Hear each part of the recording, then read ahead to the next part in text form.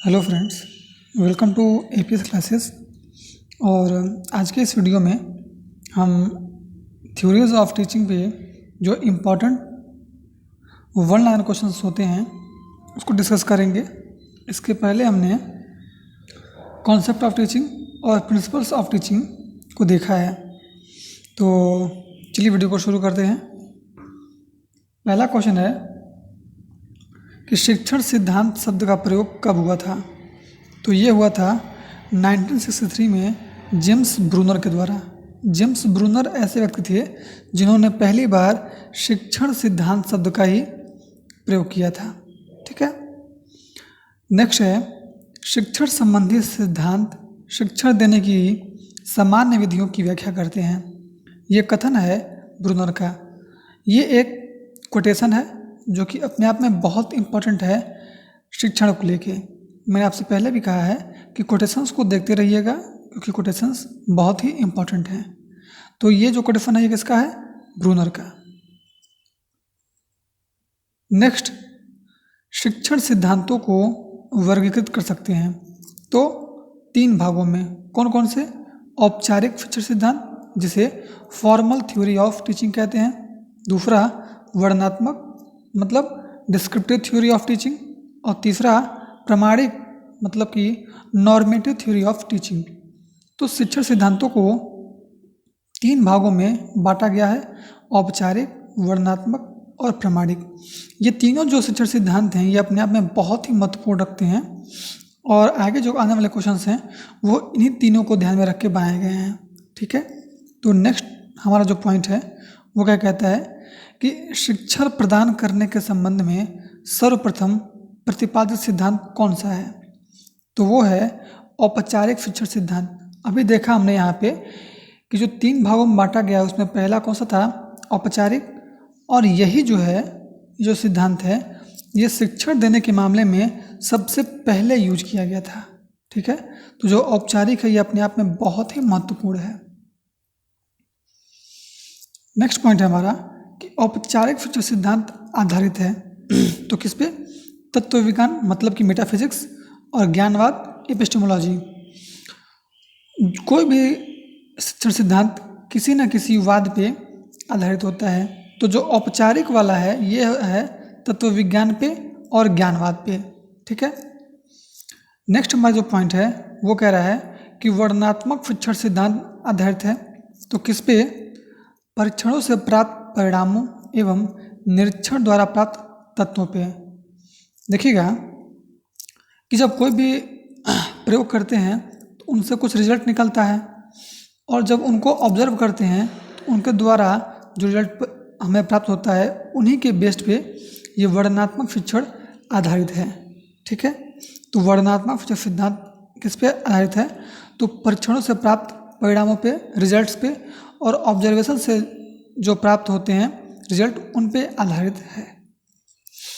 Next point है कि नील Miller ने सीखने के 4 अवयव सुझाए हैं। अब ये जो क्वेश्चन है ये बहुत ही इम्पोर्टेंट है। ये क्वेश्चन बहुत ही इम्पोर्टेंट है।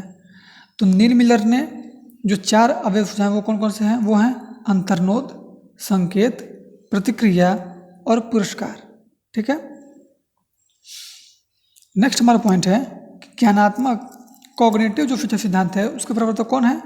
तो वो एनएल गेज हैं। एनएल गेज ही हैं जिन्होंने ज्ञानात्मक शिक्षण सिद्धांत मतलब कि कॉग्निटिव थ्योरी ऑफ टीचिंग को स्टार्ट किया था। अब यहाँ पे एक पॉइंट आता है आईपीआई का पूर्ण रूप क्या है? तो क्या है? इंडिविजुअली प्रिस्क्राइब्ड इंस्ट्रक्शन, व्यक्ति केंद्रित निर्धारित शिक्षण। अब यहाँ पे कई प्रकार के फुल फॉर्म आपसे पूछे जा सकते हैं जिनमें ये इम्पॉर्टेंट है तो मैंने इसको यहाँ पे लिया है। और इसका अर्थ क्या है? इसमें जो बालक होता है बालक को ध्यान में रख के ही शिक्षण किया जाता है। तो आईपीआई का फुल फॉर्म क्या हो गया? Individually prescribed instruction. नेक्स्ट हमारा पॉइंट है जो बहुत ही बार पूछा गया है वो क्या है? तो SQ4R मतलब SQRRRR 4R एक अध्ययन व्यवस्था है। क्या है? एक अध्ययन व्यवस्था है जिसका पूर्ण रूप क्या है? तो एस से होगा हमारा सर्वे, सर्वेक्षण। क्यू से क्वेश्चन, प्रश्न। आर से रीड, पढ़ना।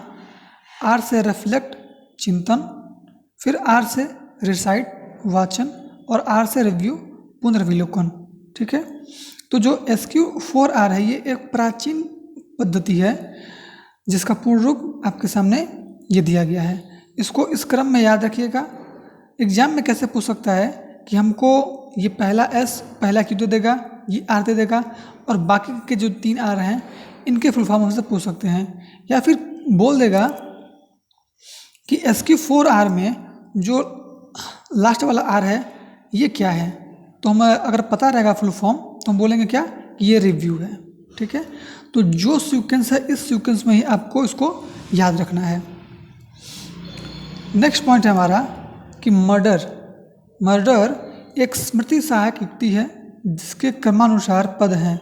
तो मर्डर जो है ये एक ऐसी युक्ति है जिससे चीज़ों को याद किया जाता है। अध्यापक अपने कक्षा में इस युक्ति के द्वारा, इस टूल के द्वारा अपने दिए गए कंटेंट को याद करवाता है बच्चों से। तो मर्डर जो है इसके जो फुल फॉर्म है वो क्या क्या है? तो M से होता है मूड, वृत्ति। U से अंडरस्टैंडिंग, अवबोध। R से रिकॉल, पुनः स्मरण। D से डाइजेस्ट, पाचन। E से एक्सपेंड, विस्तार। R से रिव्यू, पुनर्विलोकन। अब जो वृत्ति है इसका अर्थ ये है कि जब पाठ को पढ़ाया जाता है तो अध्यापक क्लास में एंटर करने के बाद जो अपने कंटेंट को डिलीवर करने के लिए जो चीज़ें करता है, जो युक्तियाँ अपनाता है, ये मूड पे आता है। अवबोध, बालक चीज़ों को समझता है, अंडरस्टैंड करता है।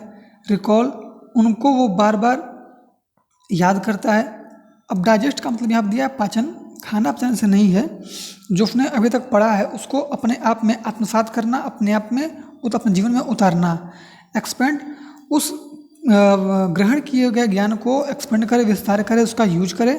और रिव्यू, पुनर्विलोकन, बार बार देखने से जो गलतियाँ होती हैं, जो कमियाँ होती हैं उसको भी दूर किया जा सकता है। तो यहाँ पे R का रिव्यू का मतलब ये है। तो हम देख लिए M से मोड, U से अंडरस्टैंडिंग, R से रिकॉल, D से डाइजेस्ट, E से एक्सपेंड और R से रिव्यू। नेक्स्ट है हमारा कि क्रिया प्रसूत के 4 नियम कौन कौन से हैं? तो वो हैं हमारे प्रबलन, विलोपन, सामान्यीकरण और विभेदीकरण।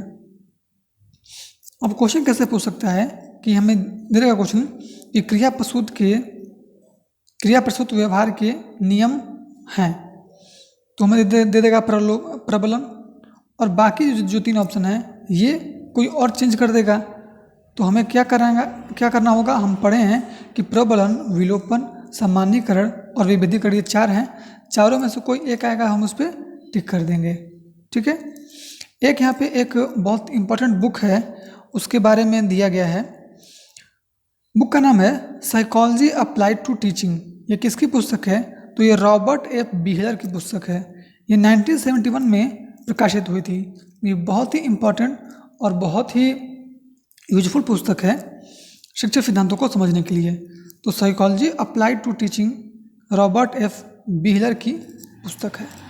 आई होप कि आपको चीज़ें समझ में आ रही होंगी। जो टॉप 1 लाइन क्वेश्चंस आपको प्रोवाइड किए जा रहे हैं इसका आप लोग यूज कर पा रहे होंगे, और हमारे द्वारा जो आपको MCQs भी दिए जा रहे हैं उनको भी देखते रहिएगा। ये जो 1 लाइनर हैं ये आपकी तैयारी के लिए है, और जो MCQs हैं वो आपके प्रैक्टिस के लिए हैं। तो दोनों को ही फॉलो करते रहिएगा और बना रहिएगा हमारे साथ। मिलते हैं नेक्स्ट वीडियो में। Thank you so much.